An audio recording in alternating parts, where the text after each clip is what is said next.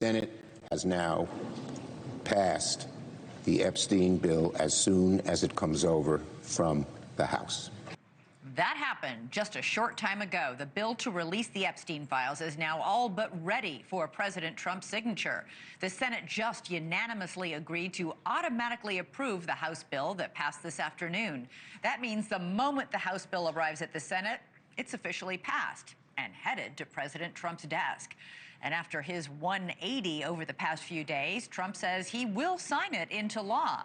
But he continues, even today, to call the whole thing a Democratic hoax. I have nothing to do with Jeffrey Epstein. I threw him out of my club many years ago because I thought he was a sick pervert.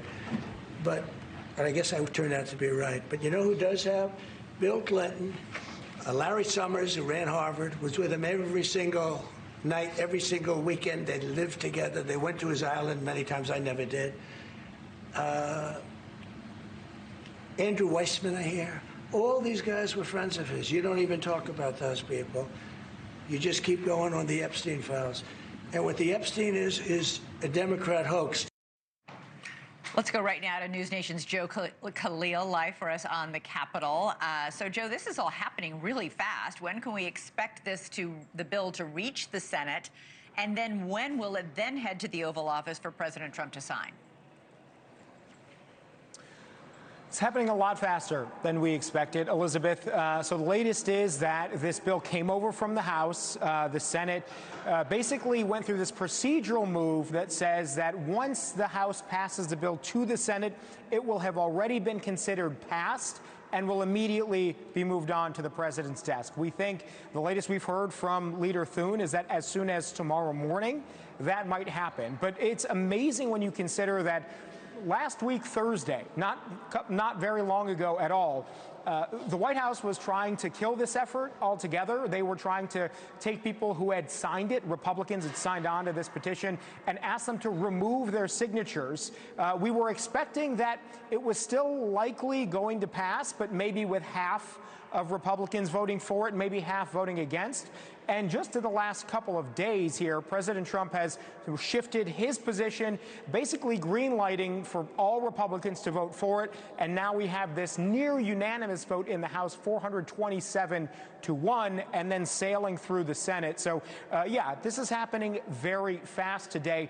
Putting all the procedural things aside and just the unlikeliness that this bill passed at all, the pathway for it to get here was a very unlikely one. This discharge petition, as it's known, it's the mechanism for members to get around the Speaker of the House when the Speaker does not want to bring a bill forward to the floor. That is what happened with a Democrat Ro Khanna, Republican Thomas Massie. These things very rarely succeed, Elizabeth. We don't see this often. So for that to be the path this took, all of it is just very unusual, but pretty amazing how quickly and how this all happened. The stars of today, however, were these Epstein victims, these survivors, who really set the tone in the morning. Again, a press conference sharing some of their own personal testimony and their stories. A lot of it was difficult to hear. A lot of it was moving, but talking about their trauma, each individual one.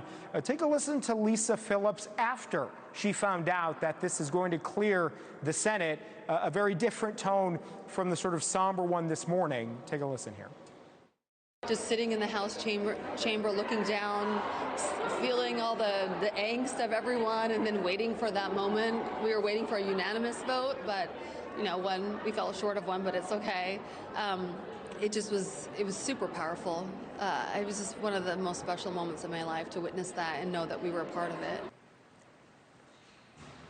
And the point that a lot of these survivors who we talked to emphasize to us is a lot of people have become familiar with the Epstein story, the Epstein files over the last few years. But for this group, it has been decades of trauma, decades of working through the psychological issues that many of them had to deal with from the time they were teenagers, 14, 15 years old and on. So they are looking forward to this being signed by the president, hoping the Department of Justice follows through and that some people become prosecuted if they've committed crimes related to the Epstein case. Yeah, that was really a moving moment. All those survivors in the House chamber applauding the lawmakers as they passed the bill today, many of them crying.